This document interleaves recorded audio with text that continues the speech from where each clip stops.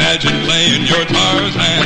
Tarzan Weeble. With Nakima, a funky friend. Nakima's hiding from Tarzan. Tarzan Weeble. You can find him in the Tarzan jungle hut. Imagine living in a Tarzan jungle hut. Swinging on a vine just to get around. Weebles wobble, but they don't fall down. Tarzan Jungle Hut comes with everything you see here. New from Romper Room. Some assembly required. Hey everyone, it's your favorite show ever. Not Tarzan and Jane, that's the movie we watched. It's great. Alright, can we start over? This is bad. I think it's great. This is good. I like this. I like this. Keep going. You're doing great. What's the show called again? Scraping the Vault. Who are you? I'm Audrey. And who am I? You're Dan. Who's that guy over there? It's Jimmy. Hey! Guys, I should have a lot more confidence. Yeah, you really should. You've done it for over a year. This is our... I don't know. I was just bailed. You know, it was a brown bunch of bananas, and I was like, no, these babies went bad a few hours ago. Throw them in the freezer. Time make some banana bread, baby. Yeah, this is our banana bread right here. This is it up. Mush up you know, that banana bread. What in your is Weebles wobble, but they don't fall down. No, they don't. I'm gonna Not go with back Tarzan's to my treehouse from the romper room. I'm gonna get back in my hut, my emotional hut. I'm gonna weeble. I'm gonna wobble. I won't fall. I will fall down, but I'll get back up confidently and proceed. Getting back in her hut. And talk about this movie that was really bad that we all watched. It was great. Hey.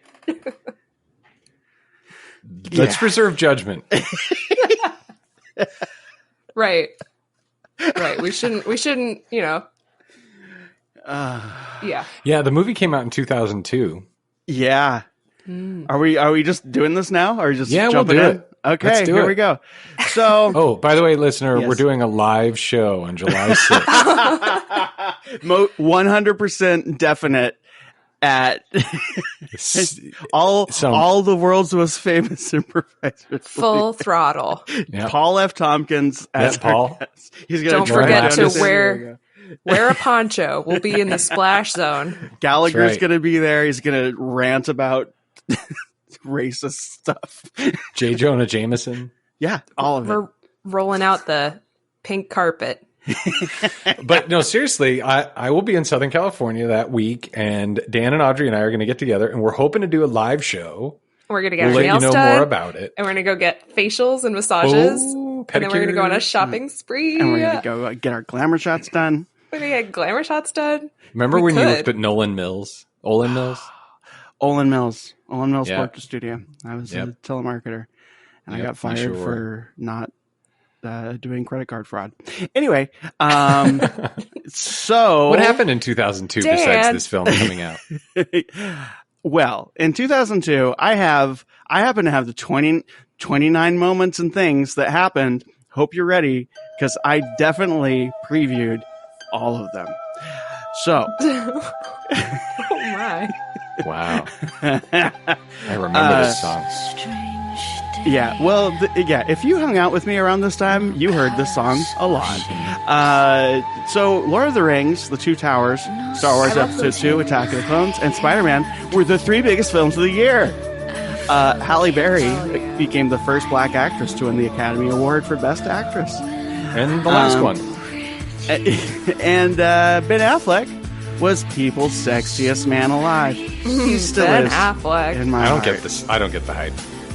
Yeah, whatever. He's Justin kinda Timberlake clunky. thirst trapped on the cover of Rolling Stone. I blame BuzzFeed for the wording here because while I did absolutely preview all of this, I didn't necessarily write it.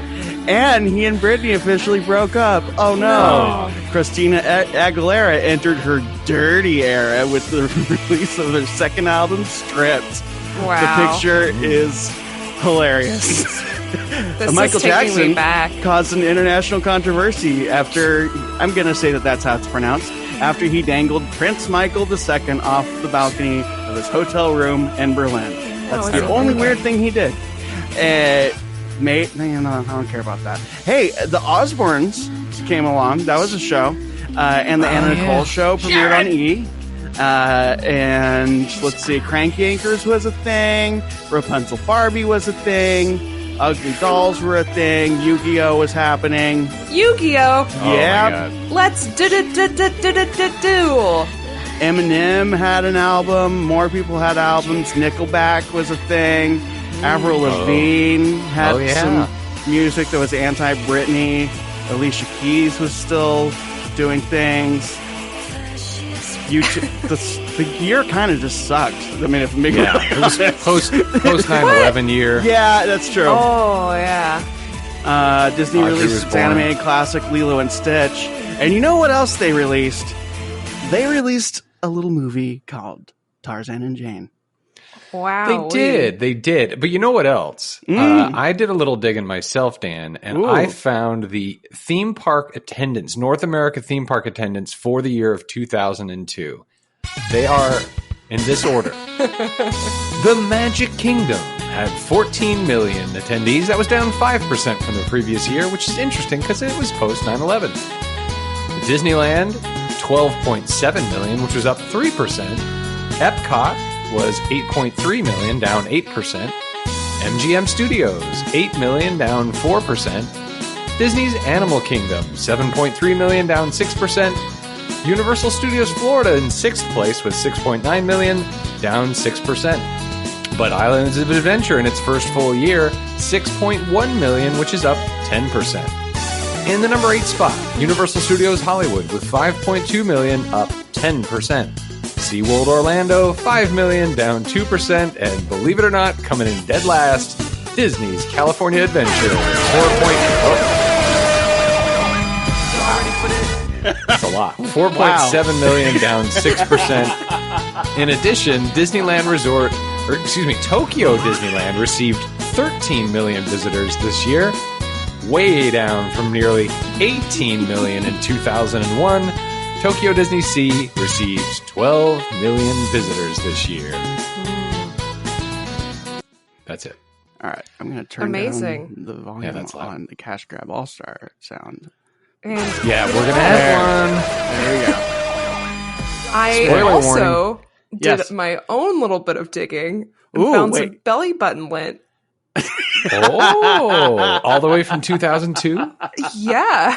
Wow. It's petrified. Were you digging for lint while we were talking? No, I was just thinking like I should pay more attention to these numbers, but then I kind of zoned out. I'm so sorry. Everybody did. Don't worry. Usually why I play the music. Hey, the music was. I was like, this could be a level of Super Mario Kart or something, you know? Totally. Yep. That's my music. That's my ranting music on the Supreme Resort. Yes. Audrey, if you find anything petrified, you should hold on to it just in case you want to give a really good anniversary gift. Oh, like Walt did with the tree. That's like the 27th anniversary gift. You know? Yeah, petrified wood. I'll give you some petrified wood. Hey, oh, man. Hey-o. Do we have a trailer? So yeah, we have a trailer. We have a trailer. Yep, we have a trailer. Oh my gosh, we've got everything in we this want to talk episode. about what happened in this? Yeah, so I always forget the format, and that's just become fun for me. So I've decided not to try to remember. Do we talk about what we thought it was first? I never do it. So Audrey, I've got a fun one. Here we go. All right, go for it. It's Tarzan and Jane, also known as The Matrix with bananas. Ooh. Yeah, so Tell it's me more. an earlier version of The Matrix where some people are, the batteries, they're plugged in as humans and some are mapped onto animals. So like the gorillas are actually people in The Matrix. The agents are the jaguars or panthers, melanistic panthers, melanistic tigers. There's leopards and panthers and crocodiles. In this All right. film. I should have paid more attention while we were watching Cats. Just kidding. Totally. Yeah, that's it. And then Tarzan is, Neo, and Jane is Trinity, and Morpheus is maybe the elephant or something. I don't know. I haven't really thought it too far out, but that's my concept. The elephant is Tantor, played by one and only Scraping the Vault All-Star, Mr. Jim Cummings.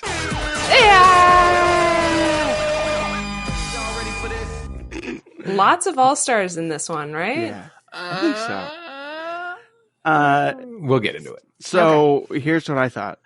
And these are just kind of bullet points. And then I have a plot point that I mentioned. I put it down as a, there's no way it's going to be this. And let's just hear what you have to say about it. There's going to be a female villain.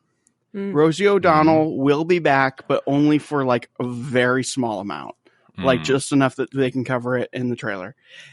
And the funny one is Tarzan and Jane fight jungle crime. If and only. That's kind of what the movie Not wrong. is. Here's the trailer.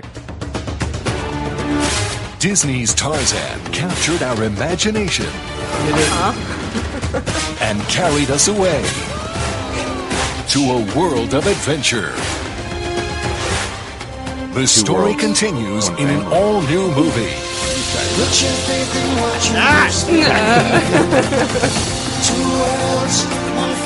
Sounds like Dan just got Starring your stabbed. favorite characters. That's all Phil Collins let them say. Whole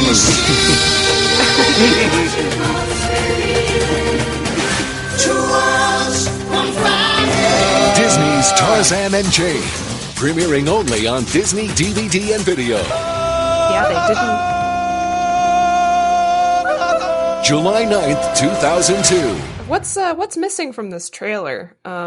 Everything. They didn't have any dialogue. They didn't have any zippy one-liners. It's just the song. Well, neither did the movie. Yeah.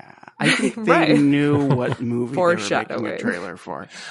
Guys, I liked it. No, you didn't. No, liar. I did. I mean, I would watch it again. Why? Why would Yeah. you do that? I would watch it again.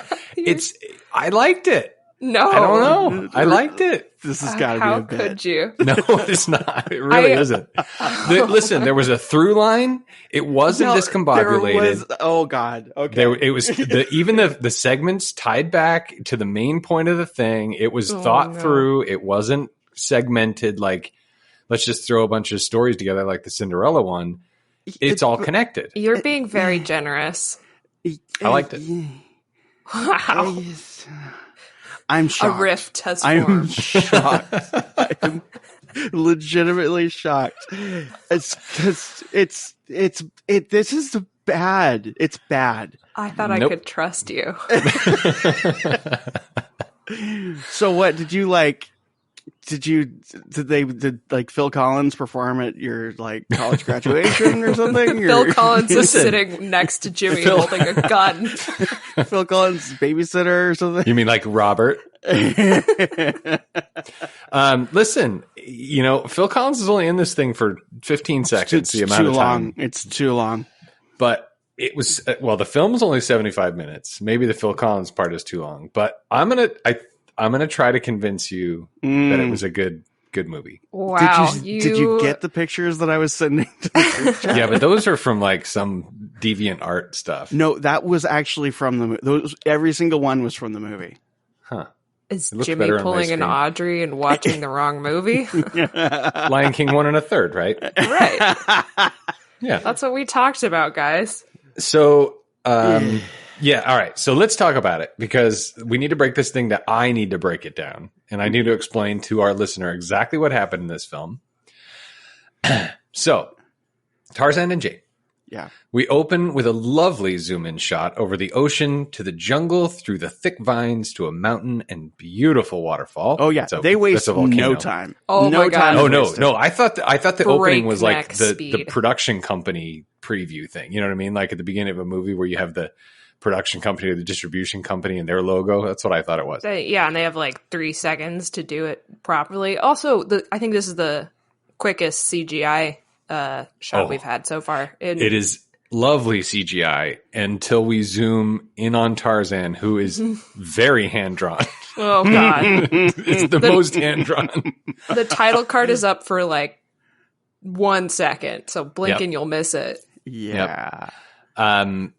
So Tarzan's very hand drawn. I paused it and I counted the lines. There's like 5 lines on his entire figure. But anyway, we hear the melodious, dulcet tones of Master Phil Collins in a refrain of 2 worlds, 1 family, but we have added a duet female voice. So, Which sounds... Here we go. I hate it so much. You know how Phil Collins sounds like a goddamn robot when he sings? Sure. Because it's due to studio techniques that he learned from Robert Plant. Artful musicians that actually have a vision. Is Phil Collins the Michael Bay of musicians? Ooh, that's a good analogy. No, where he's Michael, I know Michael what Bay, makes a good movie. No, because Michael Bay has an overarching vision. Phil Collins does not. Phil Collins, yeah, he does. I think, he has a style. Phil Collins, he's a very, very good studio drummer. Really, really solid. A lot of musicians that I respect have used him as a drummer. But then what this dip has done is he has taken the studio techniques that these, art rock, prog rock people have put together for purposes Fraggle Rock people. They've pioneered for creative purposes, and then he says, "Oh, I know. I think I'll just make a song about the air tonight." Ha ha! And he is a turd. Just you wait. Just you wait for our musical choice. So, but this. Go ahead. Hold on. I'll be done. 2 seconds. I'll drop it. I know. 30 seconds into it, and I paused it, and I had to brace myself because I was just like, I can't handle this because this is what happens. You know how Phil Collins, how that robot thing, it's a limiter that he uses and some other reverb voice effect things that are just subtle enough that you don't catch it unless you know to catch it. Guess what they do? They get another vocalist, a female vocalist, and they do the same thing to it, and it sounds like absolute trash. And it points out everything that's awful about Phil Collins, and it adds it to somebody else. It's doubly bad, double plus not good bad. Phil Collins, come at me, bro. Or this is a refrain of 2 worlds, 1 family, and that female voice is representing that now Jane is part of Tarzan's family. That's unexcusable. That vocal treatment is terrible, and to have someone else do it to their own voice, it's one thing if Phil Collins does it to him, but then when you have someone else, we recognize it as oh, that's Phil Collins, he just sings like a damn robot. But then you have this other voice come in, you're oh no, don't involve other people, Phil. At this point, listener, we're safe because this is the end of Phil Collins in this film. If you want to listen to old and if you want that, then you can listen to a show that I did called Dan Hates the Beatles. Universal Music is slowly taking it down. Get it while it's hot. It's nothing but me yelling about music. That means you guys made it. Yeah, what? Totally. You got them after you. They're taking the show down. That's honestly, freaking awesome. We wanted a cease and desist from either Yoko Ono or that'd be the dream. Right That's now. wild. Good job. Or from LaCroix, because we kept talking about how they were our sponsor and they weren't. Okay, so Tarzan and Jane, they swing through the trees in the jungle and they stop, and Jane has other things to do, so she can't swing around all day. The original voice cast is not here at all. There's nobody from the original movie. But Jane is played by Olivia Diabo, who was the big sister on The Wonder Years, and she was amazing in the movie Greedy. I had a huge crush on her, Olivia Diabo, who is a British girl. Didn't know that. She plays a British girl in Greedy. Greedy's a really good movie. Michael J. Fox, but you think this is good. Stop it. Kirk, what? Listen, I didn't say it was good. I said I liked it. This is compared to the rest of the films in this library we're going through. I still think maybe Extremely Goofy Movie is my favorite. But anyway. Yeah. So Jane has other things to do, but is giving some unconvincing reasons why she can't play. She's not, It's already Three's Company. It is. Yeah. And I thought of you a lot where it was like, just one thing. If you said this one thing, this problem would be solved. So then Tarzan swings away. And by the way, listener, remember this moment.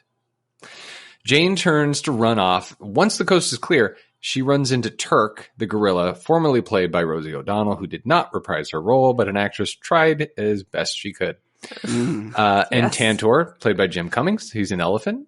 And they say, why are you trying to ditch Tarzan?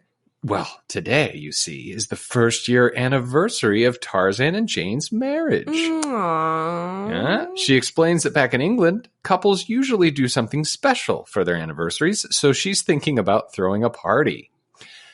Turk and Tantor aren't quite convinced because, Tarzan has difficulty fitting into her events. Like, remember that time when your three friends came to visit? Oh no, is this going to be another 3-part episode made into a movie? Yes, it is. That's the moment it hit me. Will any of the characters' eyes have good eye lines where they're making contact? No, not at all. Will they move a lot? Yes. So at this point, I hit pause again, and first of all, took some pictures of how terrible the animation was. Sent it to both of you. It is bad. And it's like the whole sequence, the opening sequence where it's like moving really, really fast at a breakneck speed is like the transitions are fast, but the animation itself needs to be faster and better, but it's not. It's like slow, clunky, bad. I think it was Bring Your Kid to Work Day at the animation studio. They did what like anime. Well, we'll get into it. Yeah, it's like distracting. Like the animation a lot of times in these movies is not up to Disney standard necessarily, but it's not like jarringly bad where it's like, are you trying? Yeah. Yeah. So at this point, I took those pictures. I sent them to both of you, and I just to level set, I just wrote this down for myself. So we already have all the greatest hits of these sequels. We got our fish out of water thing. We have Three's Company, and it's another damn storytelling movie. Yeah, it's a movie broken in 3 acts. But those 3 acts do in fact tie together. They weren't like episodes of the TV show that they tried to shoehorn in. This was thought out. Anyway, so it's a flashback. Wait, did you say thawed out? Like frozen, something you put in the freezer for too long? Through. And we better eat this because freezer burn and it's going bad. Yeah, it's been in the freezer for so long that it's actually starting to go bad. And so anyway, we'll just put a lot of Worcestershire sauce on it. It'll taste fine. So much Worcestershire sauce on this. So there's a flashback, and it started innocently enough. So the point is, the setup of this is that Tarzan doesn't fit in with fancy proper things, right? Jane and Tarzan are flying. They're playing treetop tag. Just then, her friends, who are prim and proper, beat Tarzan with their parasols and tell him to let her go. This is exactly how my male, female fanfic starts for Tarzan and Jane plus 3 friends. Yeah. Oh no, they're beating him with the parasol. This is funny. And Jane says nothing. She says nothing. She's just like, well, I guess life is just a thing that happens to you, isn't it? Well, she does explain that he's not a savage. She is her husband. After a long time. But there's a lot of smacking. She explains over tea in the treehouse. It's a little rustic, but they are happy. The treehouse was originally built by Tarzan's parents, who were, of course, the Robinson family. Yeah. Swiss family treehouse. Well, and then she plays Pocahontas 2 for them, and she says, it's kind of like this. Kind of. And they're like, oh, okay, we get it. Mrs. Potts is in the movie with a tan. Kind of. Golden Mrs. Potts, a little bit. Yeah, she got a membership to Mystic Tan. Yeah, and that's now right. she's very tan. But I'm just saying, Tarzan is, after the Swiss Family Treehouse movie, they had another child, then they were eaten by a leopard, and he was abandoned, and that's the treehouse. Because obviously at Disneyland, that's the Swiss Army treehouse is now Tarzan's treehouse. Anyway, he never knew them because they were killed by Sabor, the leopard. What happened to you? Like, are you okay? I'm great. I just watched a fantastic film. I'm know. Really concerned. Yeah, this is weird. It's starting to feel like Jimmy's got a big secret. I don't. I really don't. So here's one of my favorite segments. There's a few segments that really stood out that I really enjoyed. So they were killed by a leopard, Sabor. This word. You keep saying this enjoy word. No, this was fun because like my parents were killed by a leopard and the girls are shocked. And then he's like in this room and they're, and he's like right over there. No understand social cues. It felt funny because it was a building of like they were killed in this room right there. It was funny. I guess in the abstract, now that I'm no longer watching this movie and feeling like the life drain out of me, that is funny. But in the moment, I was like, I'm going to change your mind. But this is enough for Jane. She interrupts and says, Tarzan, could you gather some food? And then he's off. And as he's out gathering fruit, Turk, the monkey, gorilla, tells him he needs to be careful because pretty soon Jane is going to want him to wear pants. She doesn't trust people who wear clothes. What are they hiding? That's funny. Tarzan says that Jane doesn't want that. Just then, a noise and two black panthers jump out and no, it's a Sbarro. Which just to that's clarify, Sabor. That's a leopard. What? Yeah, the pizza place with the like, Sbarro. hey, I know the mall's closing, but we still have this we still have a couple slices of this vegetarian pizza. Do you want some cheesy garlic bread bites? Sbarro. So just to clarify, Jimmy, when you say two Black Panthers, we're talking about Yes, animals, they are not a part of any characters. No Marvel tie and not any social injustice groups. Yes. These are actual animals. Okay. They are Black Panthers. And they come back. So Tarzan grunts and they run away. He's got a really threatening growl, folks. The whole movie is a series of wild animals coming to maul humans and Tarzan saving the day. That's what this movie is about. Yeah, Tarzan's a superhero. What's he getting out of all of this? He works really hard in this movie, and I feel like it's not really paying off for him. What does he get, Audrey? How about love? Access to high society. Yeah. I'm not going to get into my class argument, but it exists in this one as well. And I just find it interesting that while I was watching this movie, in that moment, I had a reaction that was very unique to these movies and having watched so many of them, which was, those animals might never come back. And it would just fit with how these movies work. Like they probably do. will. That's why this movie is better, because there is a through line and there is continuity and callback. That doesn't. But you're right. It doesn't mean it's. I get what you're saying, but it's still It's a bad movie. Listen, there's a reason it came out on video. Oh no, Jimmy's drinking the Kool-Aid. No, I'm saying it's not great. It's not a great movie. There's a reason it came out on video, not in the theaters, but I enjoyed it. We cut back to Jane and her friends. They say, Tarzan's not the kind of man they thought she would end up with. By the way, failing the Bechdel test right out of the gate. It's full on Lectab. They do it passes because eventually they stop talking about Tarzan and the female characters have names. So yeah, that's true. Although I read an article, Bechdel is a woman, an actual person, and she wrote Fun Home, which is a really good Broadway musical. And I think it was autobiographical. It's a good musical. And she does a lot of great work. Anyway, they understand why she picked Tarzan because, he all swole. Do they. They are all swole. So horny for him. Especially the obligatory short, fat one. Yes. Very. But she is no longer the proper lady they went to finishing school with. But she says, by the way, I like this line as well. I'm still that proper lady you went with to finishing school. I mean, with whom you went. Yeah. Mm-hmm. See, finishing school. In fact, she has planned a picnic for tomorrow. You'll see here in the jungle, we can be quite civilized. Just then, Tarzan jumps in with a spear full of fruit and announces, I have fruit, and takes a juicy bite right there off the spear. Jane sighs. Okay, it was a really fun movie to watch because it was so bad, and this was just silly. See, you said fun. It was fun, but I hated it.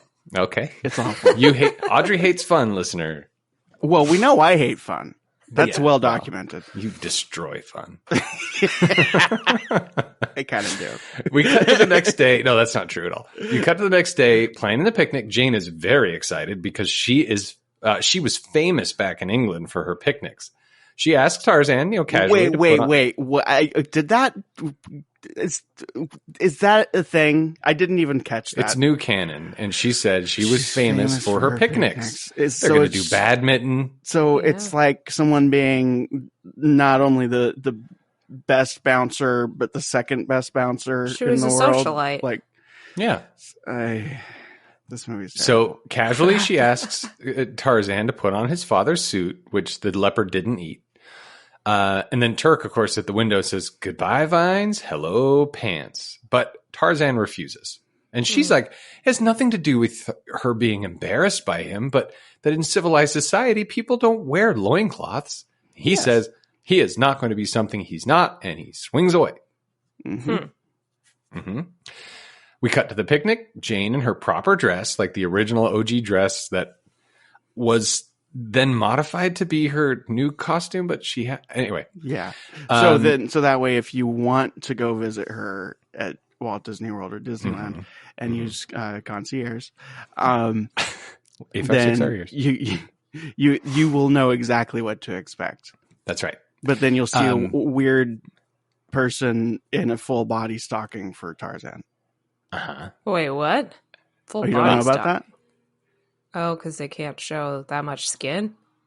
Can't show any skin. So Tarzan's basically wearing like a giant, like A muscle suit?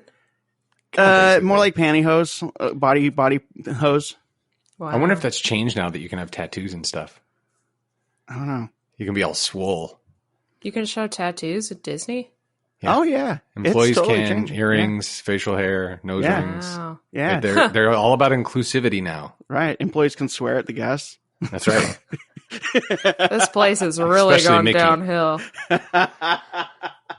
Fucking imagination. Thanks for coming to the park today, kids. Now get the fuck out. That's one for me. I already passed my 3. I'm probably gonna keep going. Does that So- make me the winner? You totally won. so far. Oh, what do I win? 5 swears at the end. You get how about tropical production music while Jimmy talks about the picnic? Yay! Yeah. So we cut to the picnic. Jane in her proper dress, followed by the ladies who are nervous about being deep in this jungle. There's a python. They settle into her paradise for a picnic. Tarzan, she says, was unable to attend.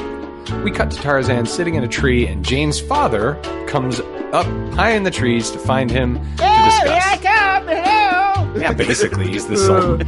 He explains to depressed. Tarzan. Me Yes. depressed. Which He explains to isn't Tarzan that funny? that Jane grew up in a society that people value what others think of you more than what you think of yourself. Yeah, Which, of and course, that's doesn't make any sense okay. to Tarzan, Mhm. right? I mean, it's an interesting social commentary. Others think what you value what others think more of what you think of yourself. And if That you doesn't want to make learn sense. more about this, listen to our Supreme Resort episode where we talk about the Grand Floridian versus the Grand California. Oh, totally. That was a good one. The first time was better. The professor agrees that that's silly. But consider this. Jane lives in your jungle world every day. Wouldn't it be nice if you lived in her civilized world for one day? That makes a lot of sense to Tarzan. Super cool point. The dad, Totally. I like the dad a lot in the movie. What a character. Yep. My Also, gripe is that they were very lazy about animating him by slapping a big bushy mustache. I mean, on he's his face. 75% mustache, right? Right. But Yeah. Yeah. So just shake that mustache around and it'll look like this character's talking. Yeah, it's Yes. like what's that Dr. Seuss character that's like The Wilford Lorax? Brimley? Horton here's who? I think it's the Lorax. Lorax, totally. Yeah. Yep. Totally. Yeah, He her does dad's look like Lorax. Lorax. Yep. So Tarzan agrees. He swings away, leaving the professor high in the tree, Ugh, high in the funny. treetops, where he can't get down. Another moment that I will enjoy later on. Back to the picnic. The ladies are loving it. Perhaps the jungle isn't so savage after all. Then the two panthers jump out, scare the ladies. These ladies are frightened. If you had your eyes closed, you'd think it was a cougar or a mountain lion because the sound effects are misleading. Also, it might be too early to mention this, but the mixing is really bad in this movie. You can like the diegetic sounds are way too loud. Yes. Oh my gosh. It wasn't just you guys. I thought it was just me. Because like the vocal thing was towards the end, especially was like silence and everything else was hyper loud. The music and the thank God jungle it wasn't ambiance was just it's way terrible. off. And I even needed. I don't have the timestamp on it, but I even had to do like an A/B because I'm an audio guy. And like the first half, I mean, it's a horrible movie that I don't know why anyone would like it. But then there's a point there's a point where it just switches. Okay, that's to not just me. like Thank God. the mastering just being like it was someone's first go with like Logic or something, and they just didn't understand like any of it. I think that kind of fits with the animation's quality too, because between the three vignettes, I think that's the word for it again. Yeah, that's fair. The episodes, the style of the characters changes. So maybe like 3 different production studios had their hands on it. 3 different crews did for sure. It was directed by different people. Yep. But they slapped it together and made it one movie instead of being. Nope, it was thought through.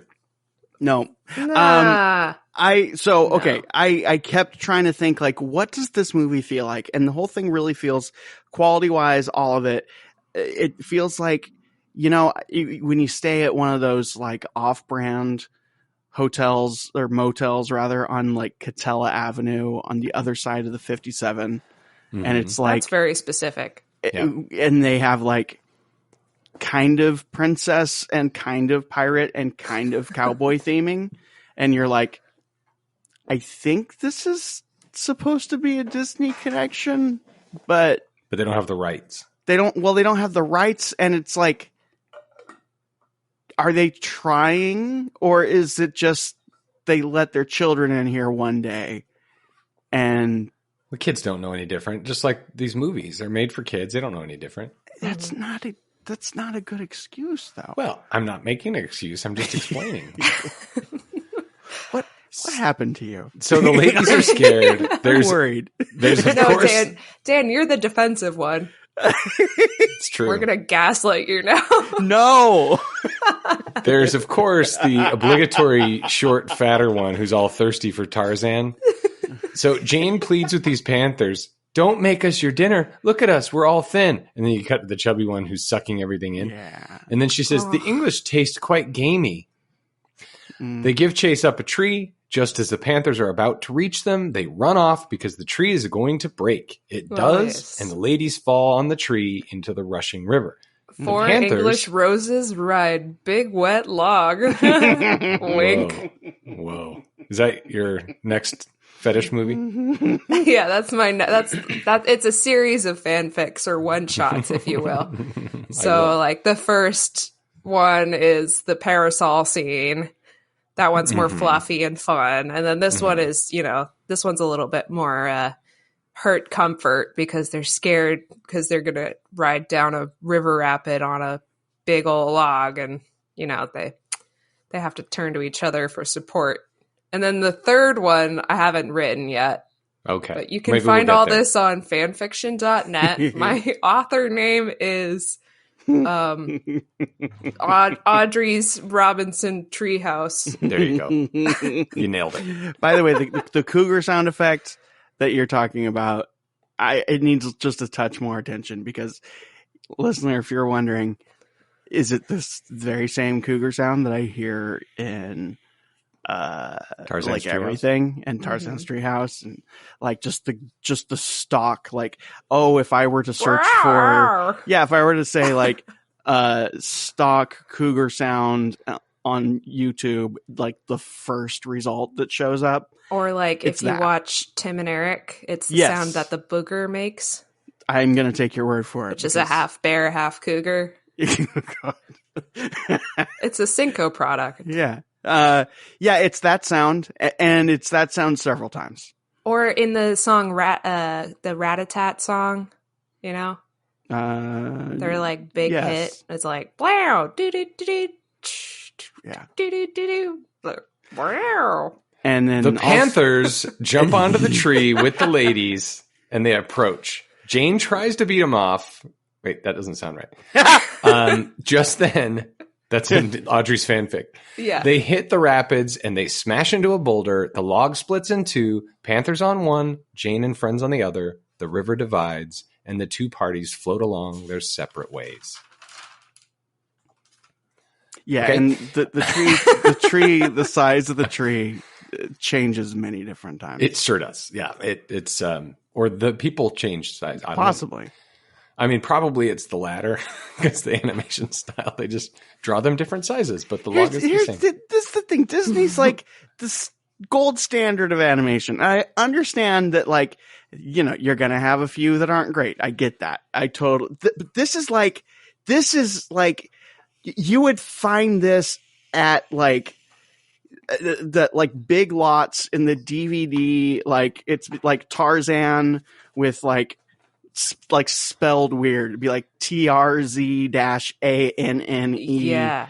And like you'd look at the production company and it's like some weird like Belarusian like animation company. It's like, what? Varner Brothers?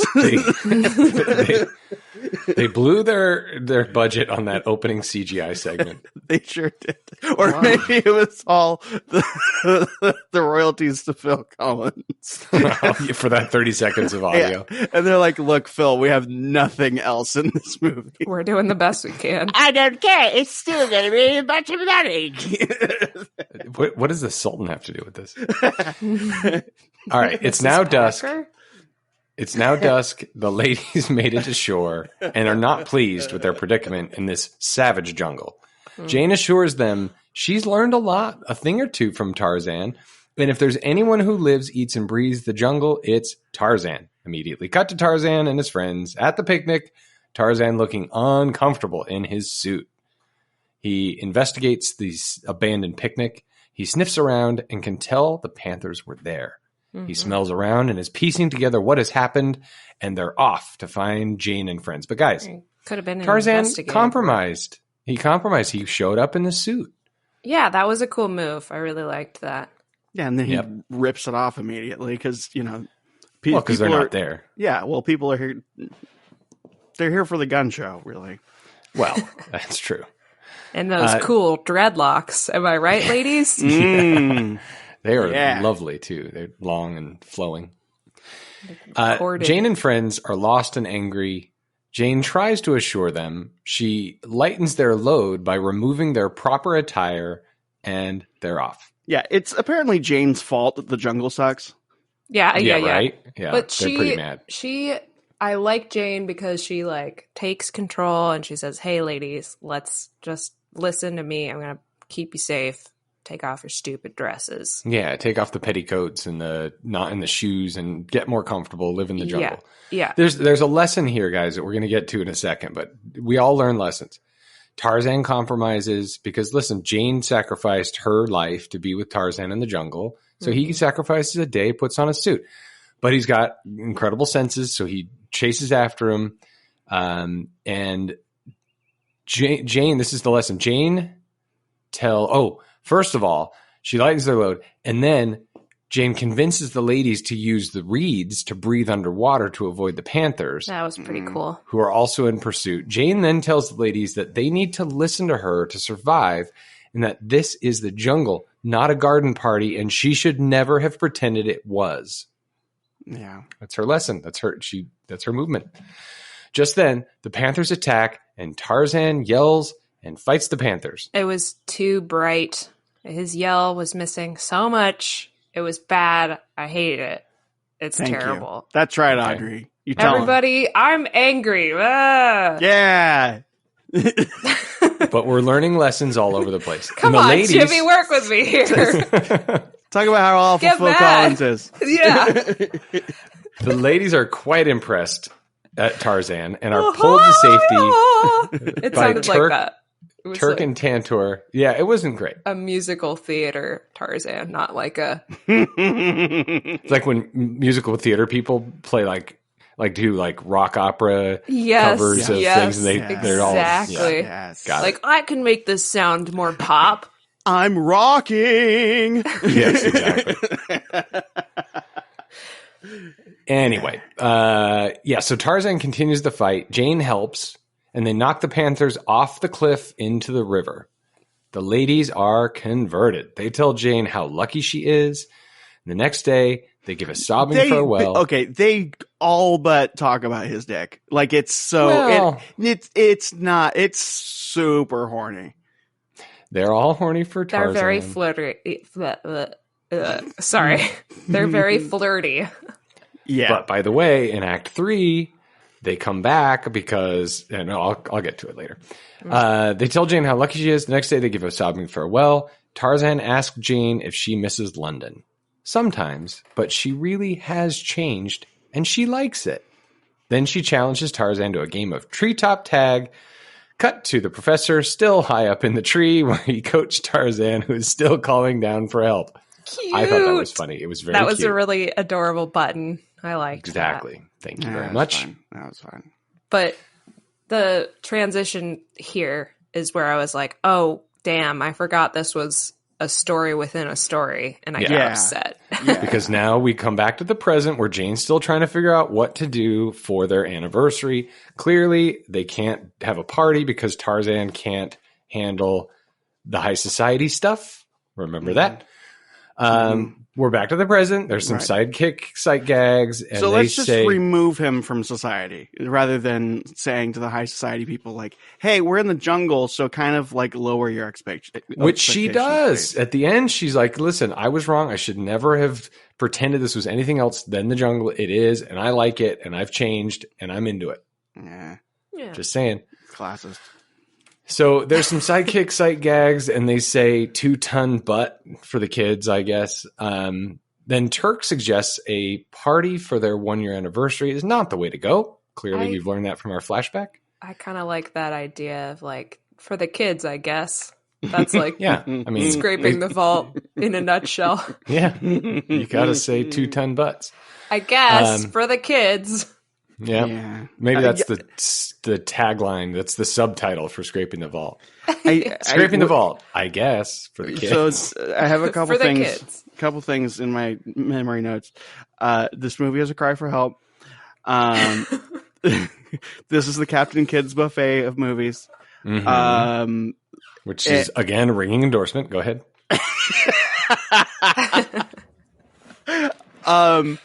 Dan, Yeah. it sounds like you really like this movie. That's what I'm getting. I think what I'm learning about myself, maybe if not just this whole show or this episode, is that the torture that I will willingly put myself through with like weird locational experiences does not translate to consumption of media one bit. Like I do not like I'll eat the scariest thing at the buffet and be like, that was trash and it was wonderful. But then when it comes to like any sort of media, like music or movies or something, I do have a standard. This is not good bad. This is bad. And I just, another thought, I think first of all, we need to make that Disney sequel, the musical, where we take all of our expertise about Disney sequels and we make it into a musical. You're And gonna in watch it- a movie now. Yeah. Yeah. So it's going to open with you're watching a movie now. And then I think the storyline should include definitely Three's Company elements, but also not. It goes beyond being a series of stories, and it's a cutaway story, and then in that we cut away to another story, Oh God! and then another memory, and then it's Inception. I think that's how we end Scraping the Vault, is we take elements from all the 50 whatever movies we watch, Yeah. and we just put together the perfect straight to video Disney sequel. Are we the characters in the musical Yeah, then? yeah, we sure are. Oh, man.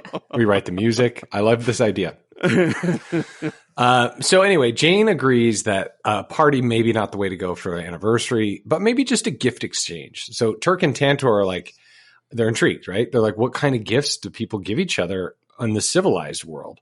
Jane suggests a box of candy, a dozen long stem roses, or a setup for the next flashback, like a rare gem, like a diamond. Oh, And then everyone tells her, "Do you know how those things are made?" Oh God. so it all started with a company called De Beers. So, yeah, you probably know the actual story, don't you, Audrey? Loosely, Go ahead. De Beers. I'll add the Dan? music later. All right. So it all started in London, and they were in a pub, and people were like, "We're gonna sail our ships to the New World to find gold." Oh, no. But, having a ship was expensive, and it was dangerous to cross the ocean. Sometimes the ships didn't make it back. Yeah. So, people in the bar were like, "Well, I'll put some money up for you in case you don't come back." And then, Diamond insurance. right.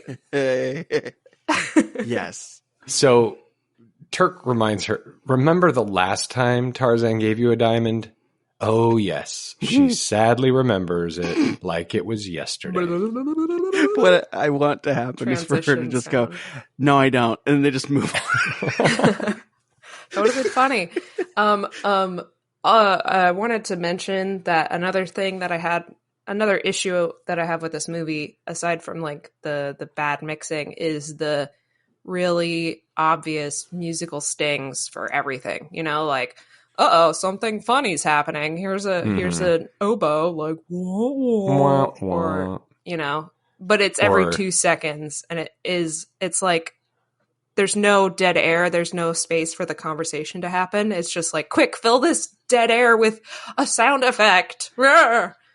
I think whoever did the soundtrack was aware that the movie was like emotionally vacant. Yeah, you have to fill it. So our next flashback, we cut to Put a some boat Worcestershire sauce on it. The This is soundtrack beyond can- Worcestershire. This is tartar sauce. A1 barbecue Ooh, yeah. sauce, mayo. The lots of soundtrack black is pepper. the Worcestershire sauce of this film. So we cut to a boat dock and a boat coming into dock that can only be described as an empty Jungle Cruise boat. With only the mustached captain and 2 men who seem to be hunters of some kind or clearly villains on account of the music that is playing underneath them. We cut to Dumont's Trading Company, where the 2 are trying to hire a guide. The 2 falsely claim to be volcanologists who wish to explore the volcanoes on the far side of the island. Evil volcanologists. Dumont suggests that there is only one man who can help, who knows the jungle better than even the animals. His name is Tarzan. So the blonde guy looks kind of like crack stuntman from HomestarRunner.net. He's like weird, blockish face, bad yellow blonde hair, and like, broad chested. Mm-hmm. Yeah. So Dumont says that Tarzan, we need music for things Audrey says that I don't understand. Oh, I was just feeling that like, oh no. Sorry. There's a lot of dead air. no, I got it. I know what I'm sure you Homestar do. Runner is. I know what it is. Thank God. Yeah. broad-chested. Yeah, so he's like, Dumont's like, he's not going to be easy to convince. And Dumont, by the way, is a French guy who is voiced by René Auberjonois, who is he's the child of French people, and very likely the biggest get in this movie. He's done like 230 films, a lot of voice work. He was the Reverend in The Patriot, starring Mel Gibson. Oh, I love that movie. Yeah, he's really good. Anyway, that was the first R-rated movie I remember watching, and the part where the guy gets his leg blown off by a cannon really messed me up. I liked that movie. I watch it every time it's on. But you enjoyed this movie too. So did you, Dan. You can't stop talking about how much it's your favorite movie that we've ever watched. So, and because the store owner is French, that means he's also horny, which we will find out. Yes, later. he is, and we will see that later when he makes a pass at Jane. Yeah. The fake volcanologists tell Dumont that he is going to use money to talk for him, and Tarzan doesn't speak that language. Suckers. Just then, the door busts open and the captain of the Jungle Cruise boat is thrown in. Tarzan says he will do worse to him if he ever catches him trying to hurt or hunt in this jungle again. And he breaks the rifle that he was holding with his bare hands. Bare hands. Yep. And then he runs off. Yes, those are the sounds he makes as he's running off. So one of the blonde one, says, "Who was that savage?" And Dumont says, "That would be your guide." Cut to the two men immediately who are searching for Tarzan, and they find him immediately as Tarzan drops like Spider-Man from the tree. Our guide to take us through the jungle, fly through the vines upon the trees, ups and the clouds are in the sky. I am French, you are not. Here we are. I need my cut of the soundtrack if you're going to do that. Put this bad effect on your voice. Phil Collins. Put this bad effect on your voice and harmonize with yourself way too high. Dan, can you do that in post, please? I'll try. I mean, it's kind of your like best friend Phil Collins is here. Kind of like a Frankenstein's monster, really. I honestly tried looking up how like the search was. Why does Phil Collins' voice sound like that? And like, there's a bunch of people who are just like, well, we don't know, but here's what we think it might be. Science can't explain it. They're like, well, we think there's a limiter. We think there's a noise gate, some kind of reverb. It's all 70s tech. We don't know. He's like the Darth Vader of 80s pop music. It's all held together by some black magic. For as much as you hate this movie, you certainly are keeping the conversation going a long time. Hey, I'm sleep deprived, and for me, that works in the opposite direction of how it works for you. Yeah, good point. So anyway, they find Tarzan immediately. He drops like Spider-Man about to kiss Mary Jane from the trees, and they introduce themselves as Johannes and Mercus, the two fakeonologists. Say they need a guide to study the volcano. Tarzan looks at him. He's not buying it. He says, "You're not here to study anything." And he turns to leave. Wait, he's a good judge of character. He is in the whole movie. Through you. Okay, you found us out. The truth is, we're here to find diamonds. What are diamonds? Says Tarzan. Johannes shows him a diamond. Diamonds are precious stones. They are very valuable. Tarzan doesn't understand why. They then explain that women expect diamond rings when they get married, and they want to find some to sell. And you should spend like 3 months' income on a diamond ring. 2 months' income. And the one guy's like, you don't make very much. We're going to 2 settle months. for 2 months' income? That's what he says in the movie. Wait, what? Yeah. Really? He does. Yeah, Mercus turns to him and says, you don't make enough in 2 months. Oh my gosh, I missed that. Mm-hmm. Yep. That's why I brought it up. They don't know that Tarzan is all about juicing right now, and he's got all sorts of juice blends that he's at the bottom level right now, but like he's got the t-shirts, he's got all the merch, he's got the the bumper stickers. He's going to make it to tier 3, the golden tier, the golden diamond tier. That's when he gets a pink Corvette. Golden diamond. Right. Yeah. It's the golden diamond tier. It's not the triple diamond deluxe pyramid tier, where that's where you basically are able to just generate money with the power of your mind. Yeah, you get invited into the temple. Yeah, yes. Well, convention center, because it's not a cult. No. Is this a Scientologist? Half MLM, it's half like it's Mormon. like a Shakeology stuff. Like, yeah, right, yeah. Oh yeah. I watched the whole thing about that on John Oliver. Mm-hmm. Yeah, that's good.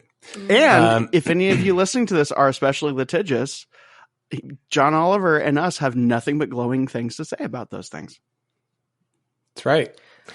Tarzan thinks now that Jane's going to be expecting a diamond, and he considers them. He says he'll think about it, and he runs off. Mercus does not trust Tarzan, but Johanna says, we don't need to trust him. We just need to use him. Mm-hmm. Mm-hmm. We know they're evil. Yeah. Then we cut to the treehouse at night. Tarzan asks Jane about English weddings. She excitedly goes on and on about how wonderful they are and how great diamond rings are. But then he notices your teeth done up, teeth specially. whitened and curled. Mm-hmm. Tarzan then looks sullen, so she notices that. And she's like, oh, but English weddings are all the same. And, their wedding was wonderful after all. Who else can say they had a gorilla as a maid of honor? And I'm not talking about your mother-in-law. Sorry, my fridge compressor just went on. Oh, I didn't hear that. Yeah, is that a compressor? That's what that is. Sure. Okay. The next morning, Tarzan is off. He tells Jane vaguely that he'll be back at some point and agrees to guide the men to find diamonds. He's off to the office like always. Yeah, exactly. He'll be back later or tomorrow or soon or I'll be back. Is Tarzan cheating on Jane? That's what she thinks. So he's like, okay, guys, I will help you find the diamonds only if I can get one for Jane. They agree and they are off. Tantor the elephant is loaded up with all their gear. And now we know these guys are evil because when the elephant trips and falls down a hill, Mercus says, don't they know them crates is full of explosives? And Johanna says, well, if it explodes, at least we'll have the ivory. Mm-hmm. Dang. Mm-hmm. That's why we know they're evil. They're bad. Then we cut to Jane and her dad. Her dad is studying a Venus flytrap, like Audrey 2 sort of thing. Mm-hmm. What does he do? He's a scientist. He's a professor and a scientist. What kind of science? He builds radios. He's like the skipper and like the professor from Gilligan's Island. He kind of does everything. Okay, that explains everything. Thank you very know. much. And the rest. That wasn't positive. That was not a positive. But anyway, so there's this Audrey 2 kind of plant that's eating the professor, and Jane wonders why Tarzan is hiding something from her. This is also in my series of fanfics. This is the Vor episode. If you know, you know. That's all I'm going to say. I don't. What does Tarzan smell like in your mind? You asking me? He's very sweaty. Anyone who wants to. Oh, just murky. Murky? Musty. Murky is a good word. Yeah. Murky, musty. Masculine. Yeah, some M's. Get some more alliteration there. Moldy. I bet the hair smells kind of moldy. Totally. Yeah. Matted. Matted? Monorail. Monorail green. Monorail green. Is the new car smell? New car. Yes. Do they sell monorail in a scented candle? Mazda I would car not be smell. surprised if they did. Because I know that the Pirates of the Caribbean ride candle exists. Dan has it. I did. Yeah. Oh, it's all gone. Well, it had to go with a lot of my other belongings when I found out that my old roommate was a crazy person. Yeah, that's right. Yeah. Sorry. The old days. You're in a better place. All right. So anyway, Jane's wondering why Tarzan's hiding something from her. As the plant eats her father, he tells her he was off to the trading post. So she goes to investigate. And then we cut back to the Diamond crew. They are surrounded by crocodiles, and Tarzan saves them all. Rawr, with another ferocious yell. Mm-hmm. Yep. Jane then goes to the trading post to inquire about Tarzan, and Dumont flirts with her inappropriately. Ugh, what a skis. Yeah, and he tells her where Tarzan was and with whom, and then he makes a pass at her, and then she's off to find Tarzan. Maybe Tarzan out the way. If Tarzan's out of the way. French. Oh, I am very French. The French tickler. This is his mustache. He calls it the French tickler. Savor flavor. Aw. Flavor saver. He seems like the kind of character who would remind people that he's French, like regularly. Of course, I'm Because, I am French. And we like ladies. I am French. Look at all of the baguettes and souffles I Good thing I live in the jungle, because I don't need to wear deodorant. Because, as you see, I am French.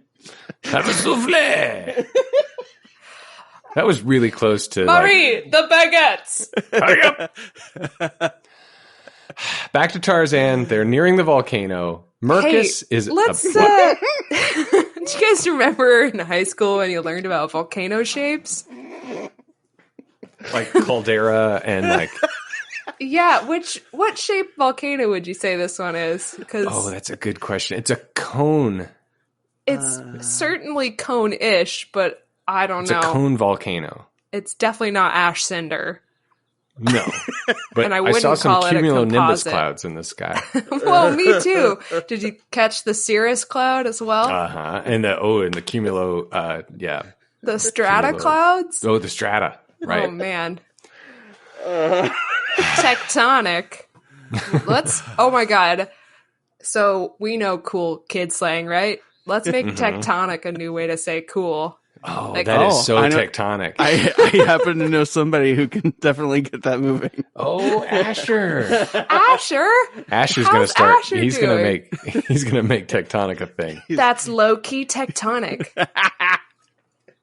I love it. Oh, crap. All right. Mercus is about to shoot Tarzan.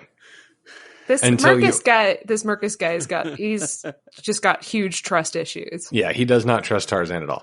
But Johanna stops him. After they find the diamonds, he can kill Tarzan, but for now, don't do it. Mercus blows a hole in the volcano with explosives.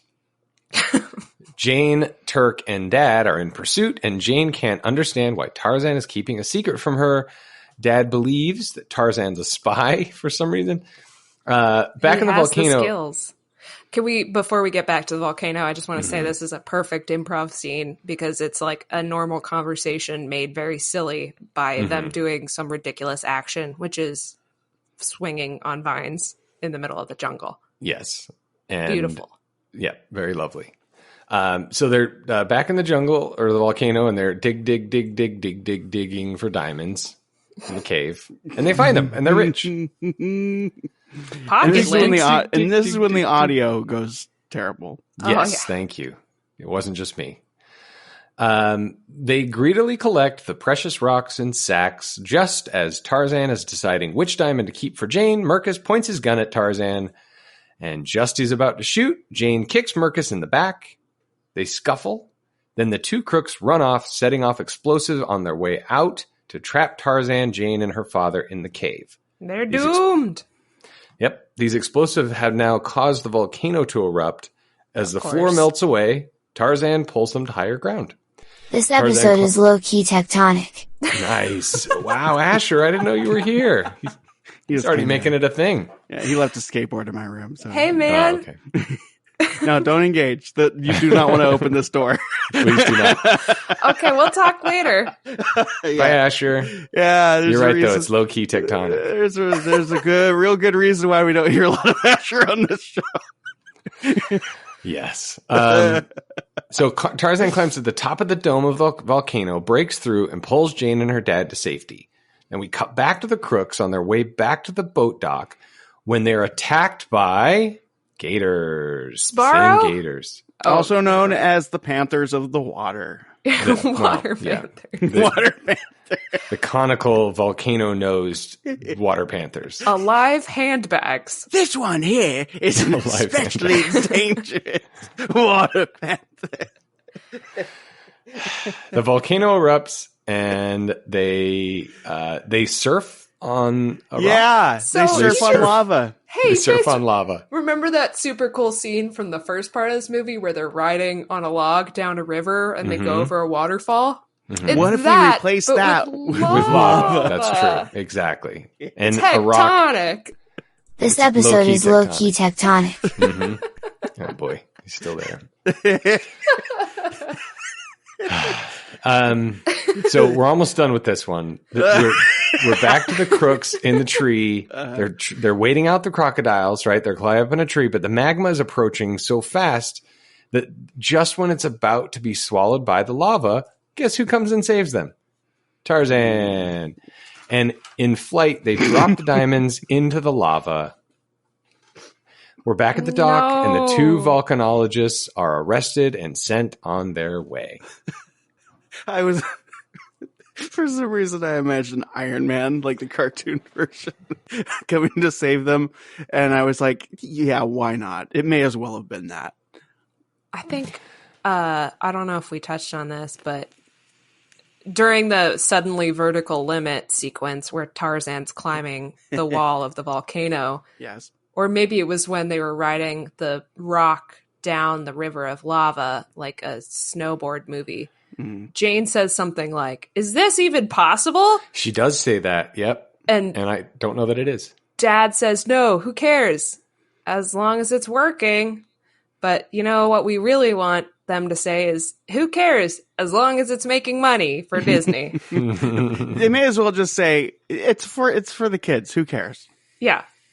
Which It's is for the kids, I guess. Which is, of course, the vision and the mission statement of Walt Disney and his studios. I remember because I like that time that he was sitting at the park bench. Oh yeah, all the knife the world fights is collapsing around. People getting skinned alive, and he thought to himself, "You know what? I'm going to make a place for the kids." And well, to be fair, he said for families, children, and adults to enjoy together. Yeah. Like these movies. No. Is that really that inclusive, though? Well, you can wear earrings now. Diamond earrings? Diamonds? Diamond. Only diamonds. And all tattoos must be of diamonds. We're back to the present where Jane and Turk and Tantor and now her dad, they're discussing what to do for their anniversary. Obviously, they can't do a party because Tarzan can't fit in. Obviously, you can't have diamonds because of that thing, and it's going to just bring up bad memories. Right. So she suggests that they do dancing in the moonlight. But then they remind her the last time Tarzan danced, and we flash back once again where we see two planes in an aerial dogfight. Hang on. Is there any example of this format working in like an Oscar nominated film? All of them. Schindler's List is basically this. Yeah, a bunch of vignettes and flashbacks. Yeah. Yeah, think about it. Last Casablanca. Emperor, it's all the same. Last Emperor. Yeah, it's all just a series of vignettes talking about, things to not mention to the, sure, the one of the main Irishman characters. Yeah, because, if you mention anything to one of these characters that ever went not completely perfectly, that they'll just like fly off the handle, and you just can't. Don't say the word dance around him because of this one time that this series of events happened that dancing was marginally involved with at the beginning and somewhere towards the middle. Right. What Dan is saying is there's no reason this was not nominated for an Oscar. We see two planes in an aerial dogfight. They're flying in and around what appears to be Tarzan's jungle. There's one pilot with a mustache and the other one without. The one without blows up the other guy's plane, but Mustache Man is okay and parachutes to the ground. The no mustache guy looks at a picture he has of Jane in his cockpit and says, now he's going to put his attention on her. This is this in this sequence, or this third act. This is where the animation is completely loosey goosey. So like it's very, very stiff looking in the first act and first kind of like Anyway, it's this one in this act. It's all like the lines are extra curvy and the characters' faces are extra like exaggerated, and it looks super weird. It's like they got the dog fight they did well. Yeah, it's not all bad, but then there are parts of it where it's just like, so you just took this from like a public access cable animation show or something, because it's bad. But guys, this guy who shot down another plane has a picture of Jane in his cockpit. Yeah, of course he does, because he's in this movie. It has Bradley tied together. Uppercrust the Third. Yeah, from Goofy Movie. Mm-hmm. That's his I'll get voice. to it. It's Robert. No, it's not the same voice. Robert It isn't? Ely. I don't know. I have to look it up. No, it's not that guy. We cut to the professor. It couldn't. We cut to the professor in his workshop, where the professor's building a radio. It's a two-way radio, and it works. A waltz plays, and Tarzan and Jane clumsily dance. As they finish, the non-mustache man's plane struggles to stay in the air, and it flies right over Tarzan and Jane and lands in the river. Tarzan goes to check and is followed by Jane. It turns out this man is a handsome blonde man, and Jane is excited to see him. His name is Robert. They embrace Robert E. Lee. No, it's not Ely. It's like Cogden or something like that. But the audio was real crappy at this point, so I didn't understand. So I'm here to find Jane. The Confederate leader lands his plane. But guys, this is set in like the 1910s. In 1912, I think is what they say in the movie. Something like that. So this guy is handsome, and they know each other, and they're all joyous. They unite, they hug, they have nicknames for each other. He says he came to find her because one of the girls. Southern Belle. He's from England, by the way. One of the girls from the first act, guys, told everyone where Jane is, and so he came to see her because of something that happened previously in this movie. It's all tied together. Yes. Blue, what's the blue rose of Texas doing here in the jungle? Are you gonna kill me? I'm gonna keep. You know what? I'm gonna start over. No. Keep going, Jimmy. We have to. Anyway, so one of the girls from Act 1 told her that's why he came. Tarzan's very jealous, and he wants Robert out. Tarzan doesn't trust Robert because, listen, his eyes. Well, no, because the other. Yeah, that's true. The diamond guy was blonde too. But anyway, by the way, the diamond guy was blonde, and he had a redheaded companion. This one's got a blonde and a redhead. Redheaded adversary. Yeah, redheaded. Well, they were companions, but A in the good second name for one, a band. Redheaded adversary. That is a good name. Mm-hmm. That's what my Irish friend calls his pubes. Is that what Asher's band is called? Yeah. God.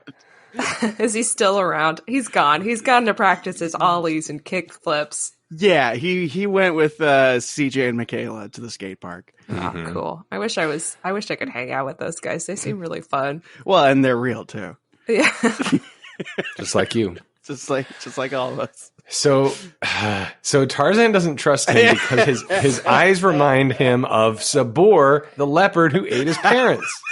Wait, Jimmy, what your pensive moment, was it because you knew that we would go into another Sbarro run? No. Okay, because I'm not gonna. Pizza.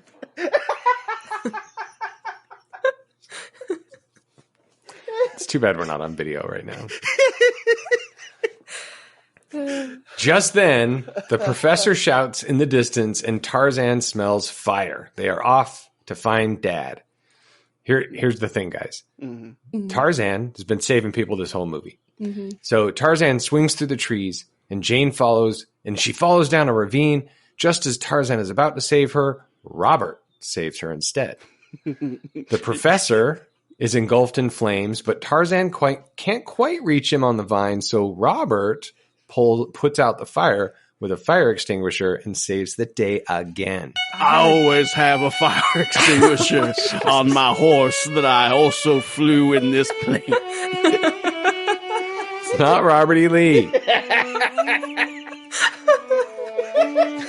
Oh Oh my god. But despite all of this, Tarzan still doesn't trust Robert. Coincidence. He was just there at the right time. You know, like That's right. anyone could have done that. Well, not Tarzan, evidently. But Jane and Robert are off to tea in the treehouse. Sorry. But Robert is sneaking around trying to find something as Jane reminisces and wonders why Tarzan is jealous. We're like brother and sister, you and I. Robert, though, is caught snooping. It turns out he's looking for a small porcelain music box that Robert gave Jane before she left to London. He claims it was his mother's and there's someone very special back home he really wants to give it to. So she obviously goes to find it. Then the professor is then trying to fix the radio that I guess exploded because he was engulfed in flames before. Who cares at this point? Turk gives Tarzan a pep talk and convinces him that Jane loves him and that won't change. And he's like, yeah. So he goes back. And then Jane finds the music box and they check and see if it still works. And it does. So Jane and Robert dance like they did when they were children. Tarzan sees this and runs off. He's upset. We haven't danced like this since the old box social.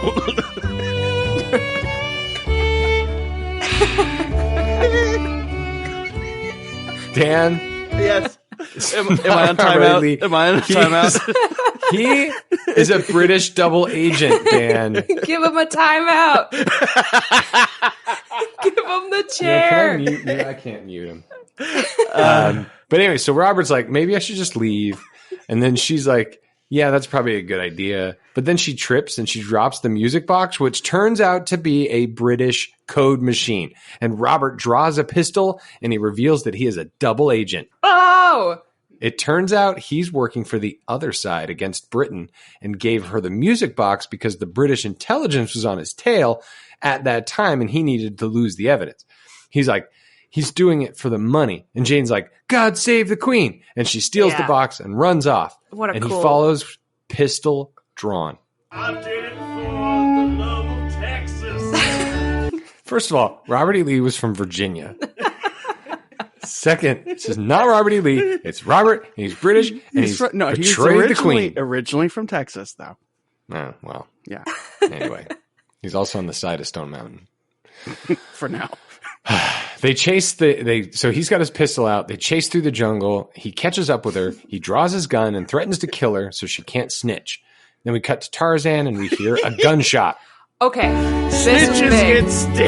This was big. I wish at this part in the movie that he had actually shot Jane because then it would have been more thrilling. Whoa, that's morbid. But no. It's the Disney kind of injured where it's like, oh no, I'm incapacitated for my a little leg bit. or ankle or something. Yeah, but I'm going to be fine in a few months when this movie's over and we see the resolution, which is a happy ending, of course. But, it would have had much more guts to it if they had, actually gone there and shot her. But it was not Robert that shot the gun. It turns out it was the mustache pilot hanging from a tree from his parachute, firing warning shots at the Black Panthers. Again, the animals, to be clear.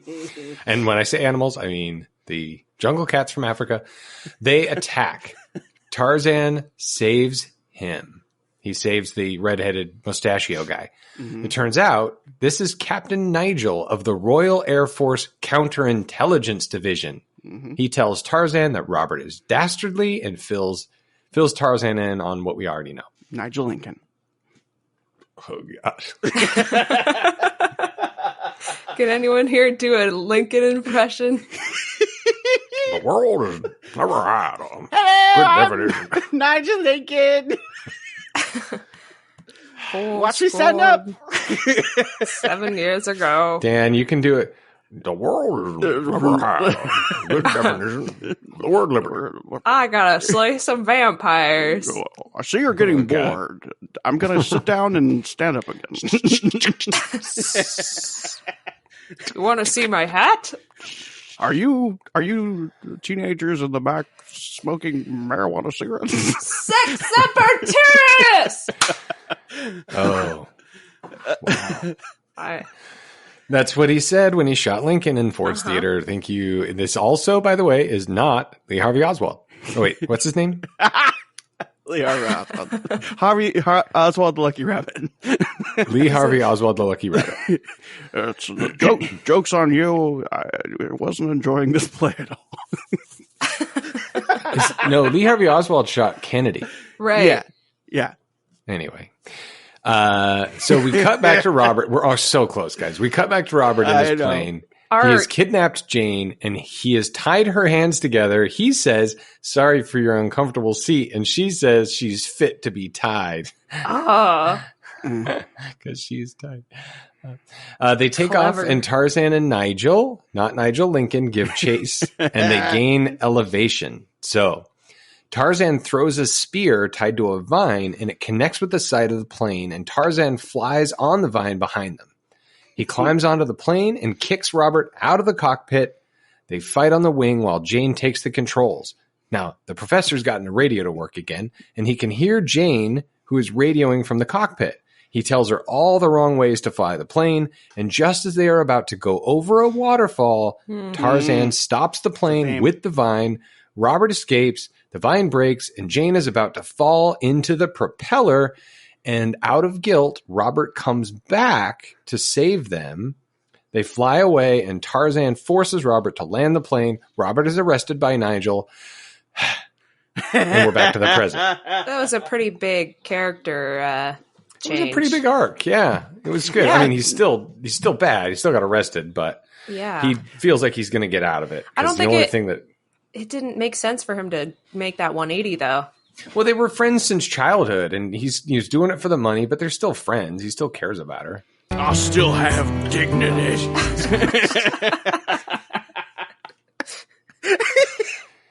By the way, Tarzan full-on Spider-Man's that plane. He has opposable toes. He does. Yes, he does. He Captain America's that plane. Yep. He Spider-Man's that plane. Yep. And he's swole. Yeah. Okay, guys, this is the end of the movie. I'm going to make my final statement. Let's 4 sentences. Give me a second. Jane is still trying to figure out. We're back to the present now, right? Story's over. She's still trying to figure out what to do for their anniversary. She gives up and heads back to the treehouse where Tarzan has thrown her a party, a surprise party. He's wearing his suit and he gives her a diamond ring. No. They understand each other and they all party. And Turk, the professor, and Elephant were in on it all. They along. Full on Ewok dance party this ending. No, God, why? It's so annoying. So I many years ago wanted to get people to say that Ewok dance party is like a description of how wonderful something can be. So this was full on Ewok dance party. And I happen to have the music from it. It goes a little something like this.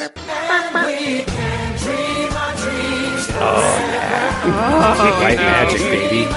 So bad. Did I tell you I worked this parade? Oh, yeah. I hate it. Yeah. Audrey, here's the point, we'll talk guys. about Remember, they were subverting expectations the whole movie. They're basically like, no, you can't give him, you can't have a party because he can't handle parties. You can't give him, he can't do diamonds because you remember the diamond thing. And, it's like the whole time they were subverting her expectations and the whole thing is tied together and it was really sweet. And he threw her a surprise party and sacrificed and they learned and they grew and they love each other and they proved it over and over again. And she got her diamond finally. And, it was touching. I liked it. Yeah. I'm glad you enjoyed it. You guys are monsters. Well, you remember everybody's favorite song from the first movie when they're banging on pots? Well, boy, it's back in this one. Oh, it sure is. It was not back, by the way. It was trying to be back, and it was not the same song. They gave Phil Collins enough money already.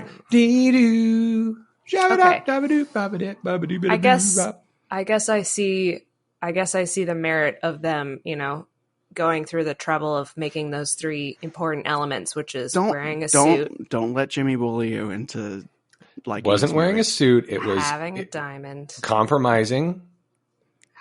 having a diamond. Yes, and material goods. And dancing. And they did all those things. Yeah. So good for them for writing a coherent story. Thank you. That's all I wanted to hear from you. Okay, so here's my praise. They successfully followed an outline of what a script can be. All right, that's high praise. So, when you watch this movie, listen, it's not a great movie, but I enjoyed it. It has a coherent story, and it's got some good lessons that we need to compromise in our relationships. Sometimes we sacrifice, but we love each other, and It has a coherent story the same way that like a school lunch has like nutritional value. Sure. Yeah, that's fair. At my kids' school, we have this, we did have pre-COVID, but probably have it next year. It's something called All Pro Dads, where I think it was started by Tony Dungy, but it's just a chance for dads to get together with their kids. And it's a breakfast thing. And you have like inspirational speakers and you ask each other questions and just a bonding time for the kids. Cute. And the breakfast options were either a fried chicken biscuit. Oh my God. Or a pancake wrapped sausage corn dog. Whoa. Yum. And you had to have at least 3 sides.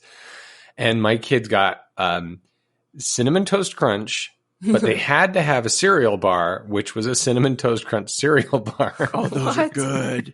Those are so good. You know what's they really would not good? let them go without it. You know what's really good is the Golden Graham cereal bar. That thing, if you can find it, get it. And just put it in your mouth. What's your address so that our listeners can ship you a box of Golden Graham cereal bars? Your P.O. box, of course, because, we don't want to give away our actual addresses.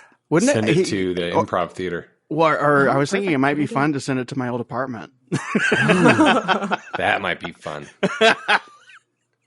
Yeah, I think you might have to give me that address offline. I've got some ideas. Yeah. Okay, so while you're watching this movie, you are going to enjoy. It's a little bit of a departure, but I thought it was appropriate that we have jungle juice. An easy jungle juice recipe is the best punch drink for a party crowd. The ingredients include alcohol, like rum and vodka, and then mix a bunch of fresh fruit and juice. You can easily make this cocktail on a budget. Serve it for Super Bowl parties, holidays, college parties, or when you watch Tarzan and Jane. Yeah. And I wanted to throw in because I know I'm aware of some of the jungle juice that you've made in the past. I think a really appropriate move for this movie is to, as you have in the past, serve the jungle juice in a trash can. That is true. That's how we've served it in the past. That is not a reflection of this film. This film is not a pile of trash. That's not a beer. It's not. That's why I said it was a departure. Oh, Yeah, well, and this is not a sense. movie, so let's be fair. And I am not Audrey. We can have the passion fruit orange guava basement IPA. Pog, shut up! I love that stuff. In fact, there it is. Oh, This is a my basement gosh. IPA Nice. from Scofflaw Brewing Company in Atlanta, Georgia. It is an island time stowed away in a can. Ooh la la. Next to it is the Scofflaw Brewing Company Hard Seltzer Tropical Pog. 5% alcohol by volume. And what will we be eating with said jungle juice or pog? Oh, you guys, I hope you brought your appetites because we're having a big old Tootsie Pop. Ooh, I would think bananas would be appropriate. Yeah, that's the obvious choice. But, I like to go to A to C here. We're having a Tootsie Pop, which is a lollipop. So sugary, sweet, saccharine, then suddenly pretty chocolate on the inside. Is that what Tootsie is? A legitimate question. Is it supposed to be chocolate? I think. I don't know. Yeah, I think it's like, supposed to be chocolate flavor. Because I don't dislike it. It's just, it's weird. Is it like what Slim Jim is to meat, Tootsie Roll is to chocolate? Is that what's happening there? Exactly. Okay. Yeah, I think so. That's fair. Hey, Audrey, is this movie a Tootsie Pop? It's nice and sweet and saccharine on the outside, but on the inside it's a big pile of chocolate. Yeah. And you got a long time to get through the sugar stuff. How many licks does it take? Oh, let's see. 1, 2, 3, 4, 5, 6. I thought you were going to do the owl 7, commercial. 8, 9, 10, 11, 12. What are we going to be listening to, Dan, while she licks her pop? We're going to be listening to Audrey count more. Okay. We're going to be listening to... I'm sorry, first of all. I don't know where this is going to go. But 27. We're listening to a song by Peter Gabriel off of his album that people call Melt, but he doesn't have titles of albums. It's called Biko. And it was recorded in 1979. Phil Collins was the drummer. And I just want to point out, In the Air Tonight was not recorded. It was recorded after this. Oh. And this song is widely considered noteworthy for people who know stuff for its innovative use of its drum miking and no cymbal drumming. It goes a listen like this, and we're going to listen to a fair amount of it because you're going to hear Phil Collins write his entire first album in about 3 minutes. Did we lose Jimmy? I think he knows where this is going. He does like to pee. He does like to pee during my music breaks. Well, that's a good idea. Well, you gotta get long headphones. 78, 79, 80, 81. So this song is, filled with all sorts of social commentary. Wow. How do you feel about Peter Gabriel? I love him. How do you feel about Peter Cetera? He falls into that weird,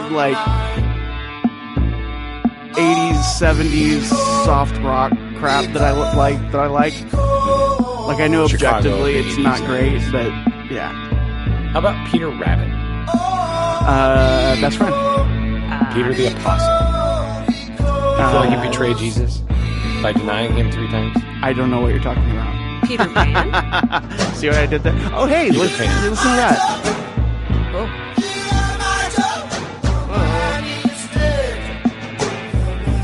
So, God is dead. The man is dead. God was a man. So, can you feel it coming in the air tonight? Can you hear it calling in the air tonight? Is that bagpipes in the background? Probably. Yeah. So,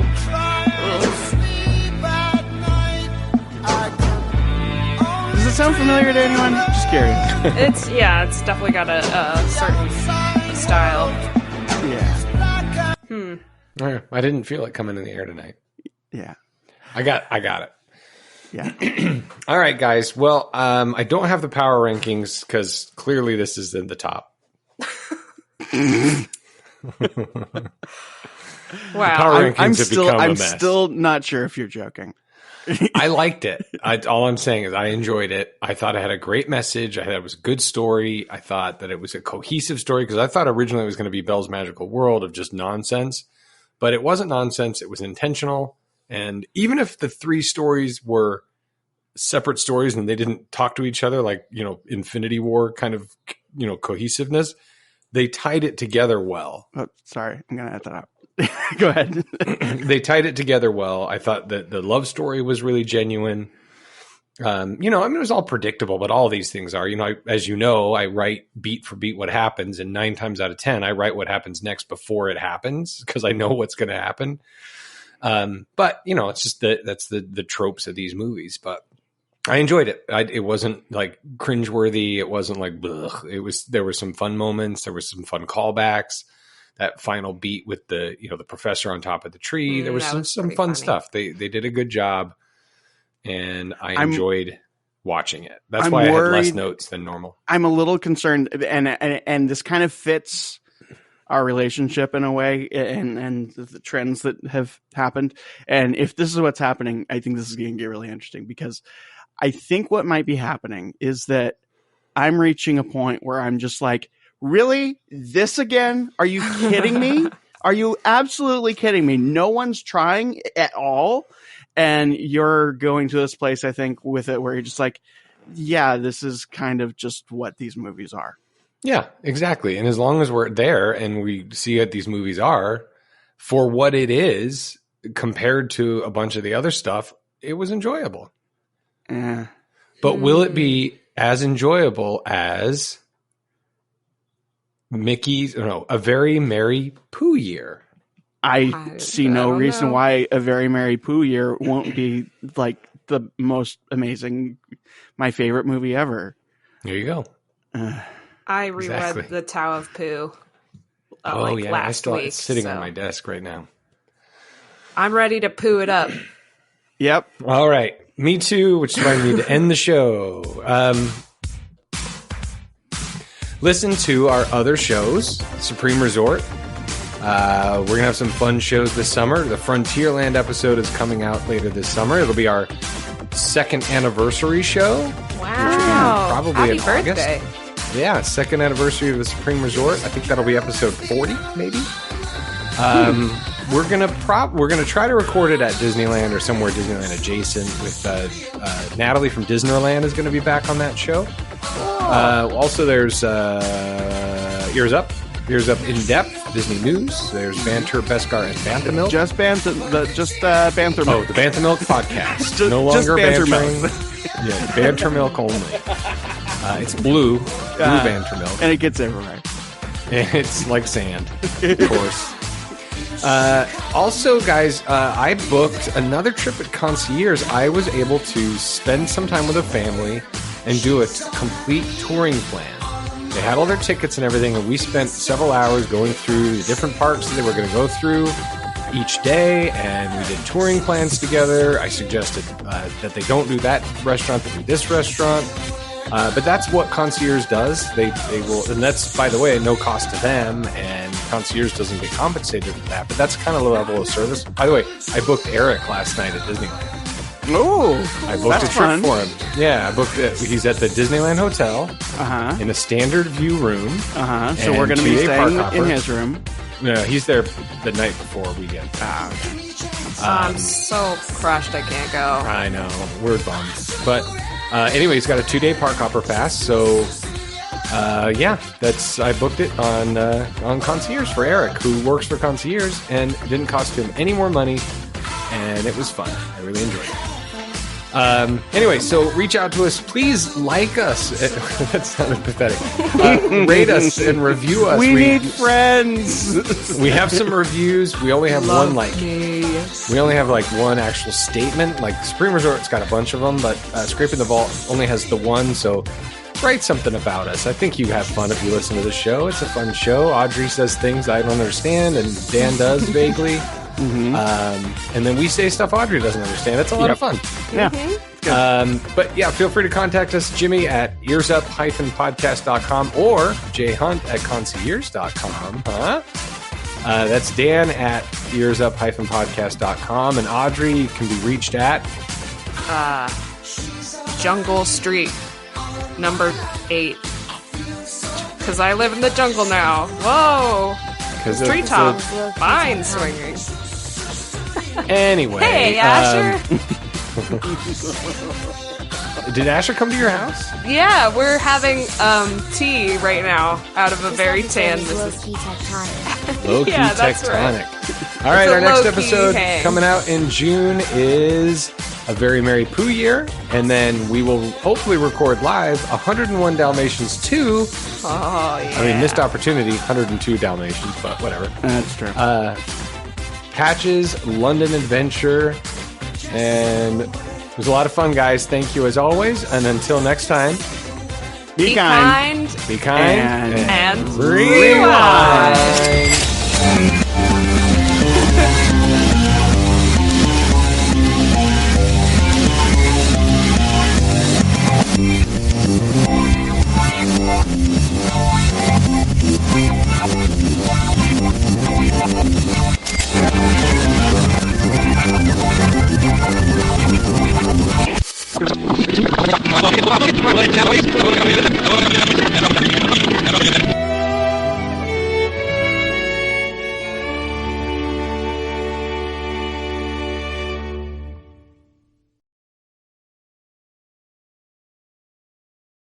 Hi everyone.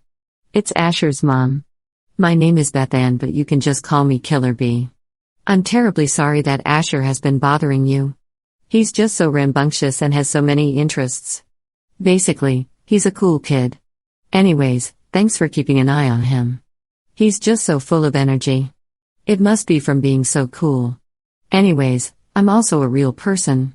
And I'm very understanding. Like you. Hi.